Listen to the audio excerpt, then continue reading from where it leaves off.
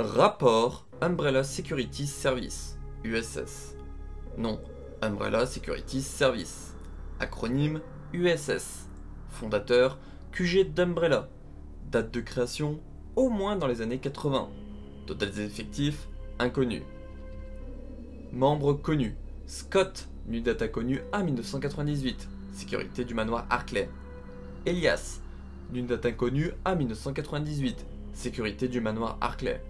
Roy, début des années 90 à potentiellement 1998, sécurité du Nest. Rodrigo Juan Raval, après 1993 à 1998, chef de la 3e unité de sécurité du laboratoire parisien d'Umbrella. Hank, après 1996 à potentiellement 2003, chef de l'équipe Alpha en 1998. A. Kirkpatrick, une date inconnue à 1998, membre de l'équipe Alpha en 1998. Goblin 6, d'une date inconnue à 1998, membre de l'équipe Bravo en 1998.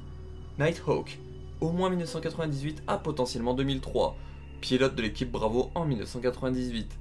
Rodriguez, d'une date inconnue à 1998, capitaine de la seconde équipe. Conrad, d'une date inconnue à potentiellement 1998, membre de la seconde équipe. Histoire.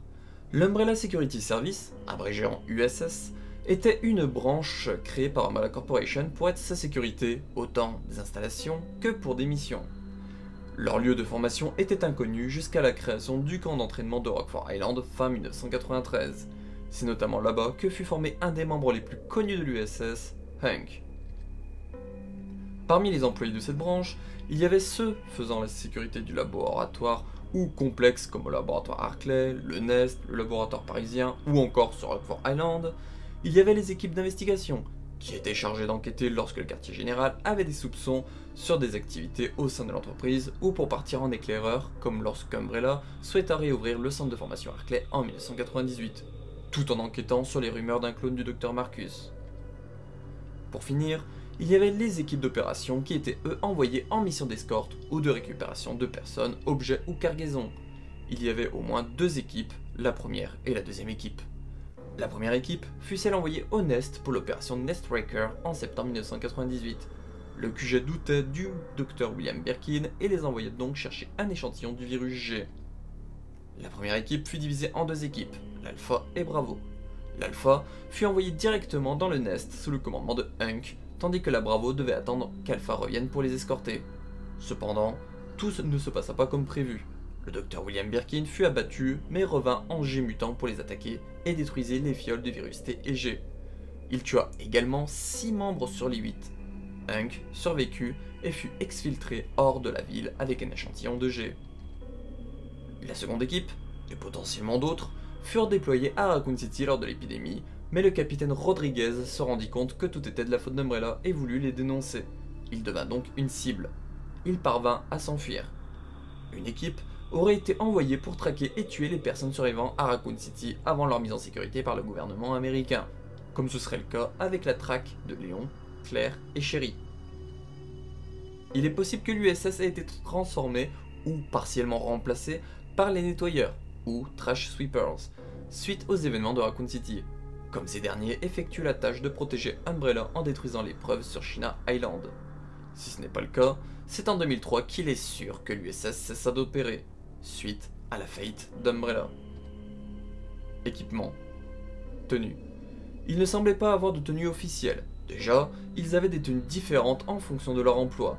Les gardes pouvaient avoir des tenues normales, ou semblables à celles de policiers, ou encore des tenues camouflage. Les membres des équipes d'opération étaient tous vêtus de tenues tactiques noires avec des masques à gaz et des casques en général. Armes. Les gardes semblaient être armés d'AK-47, voire des pistolets. Pour les membres des équipes d'opération, ils avaient des pistolets, des LE5 et des MP5, auxquels ils pouvaient ajouter des lunettes infrarouges. Ils pouvaient aussi utiliser des C4. Véhicules. Au moins des Chinooks et des hélicoptères de combat étaient utilisés. Des camions et de transport de troupes aussi. Mission connue. Les événements du centre de formation Hartley en juillet 1998. L'incident du manoir, qui s'est déroulé de mai à juillet 1998. les événements de Raccoon City, qui se sont déroulés de fin août à début octobre 1998. Potentiellement les événements sur China Island en novembre 1998. Rockford Island en décembre 1998, en quelque sorte.